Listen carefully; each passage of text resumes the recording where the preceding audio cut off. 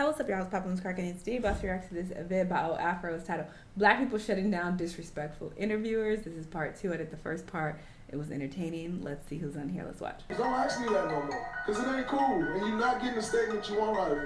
That's not cool, man. What did they ask Stop you? doing that. Face moments like this have led these people with no choice but to fight back at interviewers for being disrespectful.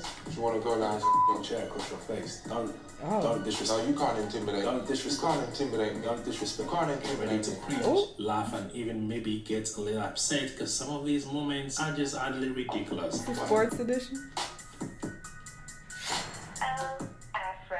Love or hate the guy, but there is no denying Mayweather's reputation in the ring is legendary. But on this fateful day, it wasn't his face doing the talking, it was his mouth. Welcome into Sports Center, the former #1 pound-for-pound fighter in the world, Floyd Mayweather. Hey, how you doing? I'm not no former #1 pound-for-pound fighter. I'm just saying I'm the best fighter in the sport of boxing. No one has dethroned me, so how am I not pound-for-pound the best fighter in the world? You I tell don't know for me. you, but there seemed to be no logic in calling someone a former best when nobody had actually beaten them before. I often say, you're just a guy with a job. I have a job, though. So who would you fight next? Guess what? And guess what? Your job don't pay like my job. Well, it depends. Your job don't pay like my job. That brings me to another point. I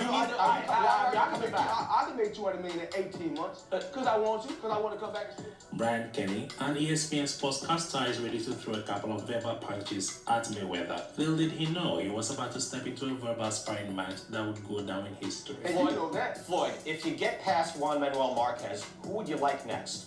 It doesn't matter. And just like that, the gloves went off. Mayweather, visibly irritated, fires back. It doesn't matter. All right, can I suggest somebody? You can't, listen, you're not a promoter. You said it doesn't matter. If it doesn't matter, I'll suggest somebody. You can suggest whoever you want, but guess what? Only thing you do is you sit back and you interview. I didn't call you. Floyd, I enjoy talking to you. Who do you want to fight next, Floyd? Like I said before, you're a man of many things, but you're a master of nothing. Now, if you think this exchange is quite heated, well, wait until you see this one. New York Giants just finished practice, and as usual, reporters were eager for exclusives. But this exclusive wasn't exactly what this reporter was hoping for. I want to see your face when you ask me this question and the way you're going to ask it. I know you're going to ask it in a way that there's more of a division and more of a negative way than what it was. All right, so come here, I want to see your face. Please, park so I can see your face. It was tired when Strahan called out his teammate Placido Perez for his lackluster effort on a crucial play against the Tennessee Titans. The Giants were leading 21-0, but ended up losing the game. And Strahan's comments, of course, didn't sit well with Perez, but they since patched things up and moved on. Until ESPN reporter Kelly Nagy dared to ask Strahan about the incident. He says you haven't spoken with him since the FAN comments. Is that if I true? had spoken with him, I wouldn't tell you that I spoke to him. I'm glad ESPN is listening to WFAN. That's a good thing. At least we listen to each other around here, read each other's papers, I guess. Strahan's response was anything but ordinary. His reaction was a raw, unfiltered response to what he perceived as an attack on his integrity. You look me in the eye, and when you look me in the eye, you ask me a question. Ask me a question in the appropriate manner. If you're going to ask Mexico about something, you ask him in an appropriate way, not the negative way as it seems like I'm attacking my teammate, because I don't do that. The tension in the room was thick as Strahan defended himself against what he saw as a malicious line of questioning from the media with intentions of destroying his team. Gentlemen, you know what to do. Apply pressure to that like button if you enjoyed this video. Thanks. Just recently, at the 2022 World Athletics Championships, Jamaican sprinter Shericka Jackson found herself in an uncomfortable position during an interview. Fresh off her victory in the women's 200-meter final, where she clocked an impressive 21.45 seconds, which is the second fastest time in history, Jackson was confronted with a controversial question about Floyd's long-standing world record. One person in history who's run faster than you tonight. I'm wondering what you make of the current world record. Do you believe in that time? What kind of question is that supposed to be? Well, there's some... The interviewer suggested that records from the 1980s and 1990s might not be trustworthy. Jackson wasn't feeling the negativity than to set the facts straight and walk away. What kind of question is that supposed to be? Well, there's some questions about... Isn't it the world record? It is the world record, yeah. So why do you think I need to question the world record? There were some questions well, about... that's not me. Okay. That question is so rude of you to ask. Okay, thank you.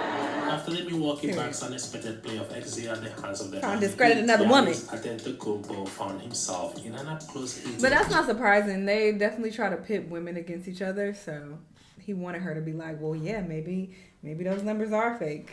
With a reporter. I just asked Bud the exact same question, but I'm curious for you. Do you view this season as a failure? Now, you might think this is a pretty standard question, but Giannis, nope, he wasn't having it. I love him. Okay, because I'm not that up. You asked me the same question last year, Eric. Okay, do you get the promotion every year on your job? No, right? So every year you work is a failure. Yes or no?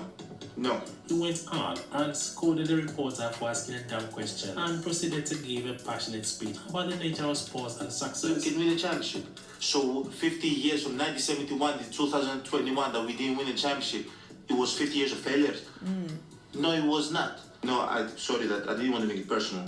Because you asked me the same question last year, and last year... After the 2017 IAF World, the reporter asked the most disrespectful question ever.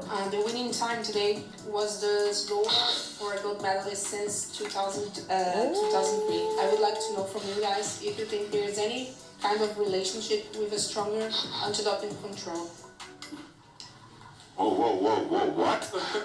The journalist suggested that a winning time of 9.92 seconds achieved by Justin Gatlin was the slowest since 2003 and hinted that this might be due to more rigorous anti-doping measures. Both had no choice than to fire back at the reporter for being disrespectful. I'm sure everybody up here take that very disrespectful. You know what I mean? We've worked hard. As I said, Justin has done his time throughout the years, and he's proven himself over and over again. But what do you think? Was the reporter out of line? I think he or fine was on it the a fair left. question? If there's a comment down there. Following a Game 6 that saw the Clippers fall to the Jazz 96-92, a reporter asked Chris Paul if he thought the Clippers would be back for Game 7. Chris, will the Clippers be back here Want me to say no? in Game 7? Paul's response was both candid and humorous. What? Your feeling about Let me say no, it's your over. level of confidence that you'll be back here again? What you think? I'm on the team. What you want me to say? Nah, it's over. That's what you want to hear? Yes. Come on, man. You've been doing this long enough. His reaction had the entire room laughing, highlighting both his disbelief at the question and the audacity of the reporter in asking such a question. This iconic James Harden moment isn't only a meme, but a testament to the ridiculous questions athletes have to deal with every now and then. Following a victory over the Los Angeles Clippers, where Harden scored a season-high of 46 points, a reporter asked him if he had gotten his rhythm back. Last time a Rocket had back-to-back 43-point games was back in 1982, Moses Malone. I wasn't born there. Rest in peace. I wasn't even born there, no. That was before my time. But you got your rhythm going now. His reaction, including a humorous side eye, said it all, and promptly walks away. I love that. Reporters often try to find unique angles to their questions. Sometimes these attempts can lead to truly bizarre and cringe-worthy moments. It sucks. Stop trying to do that. That's not cool, man. You keep asking me the same question about this flood. These people are losing their lives, bro. Losing their homes. Don't ask me that no A bit more. of context, after the Golden State Warriors Game 4 victory over the Houston Rockets in the 2016 NBA playoffs, a reporter tried to draw a bizarre connection between the Warriors' wins and flooding in Houston. I know, sounds ridiculous. Okay, Draymond, here's an interesting question. So last year you visited us. Game 3, there's no flood, you win. Game 4, there was flood, you lose. And this year you visit us. Game 3, there's a flood, you win. Game 4, there's no flood, Game 3 there's flood, you lose. Game 4, there's no flood. Now, if you know anything about Draymond Green, you know he's not one to let something like this slide. And boy, did he let loose. It's not cool, and you're not getting the statement you want out of me. That's not cool, man. Stop doing that. People are losing their homes, losing their cars, losing their lives, And you up losing here on loved some ones. bullshit. And you're trying to get a controversial statement out of me. During a post-game interview that saw the Lakers losing to Thunder, Mark Schwartz, who is notoriously known for asking dumb questions, asked Kobe the most ridiculous question ever. Can you guard? Oh, you didn't hear that? Let me play it again. Can you guard? Excuse me? Can you guys guard? Even Kobe wasn't sure if he was dreaming or that question was for real. Can you guys guard them? No. Well, what happened next is pretty much self-explanatory. Speaking of Mark Schwartz asking the worst questions known to man, look no further than this press conference with LeBron. It's the 2018 NBA Finals, Game 1. The Cleveland Cavaliers have just suffered a heartbreaking loss to the Golden State Warriors. The air is thick with tension and reporters are circling like sharks, hungry for answers. Enter Mark Schwartz. I was just trying to see if you knew exactly what his state of mind was. Did he think that you guys had won, or did he think he was trying to make a play?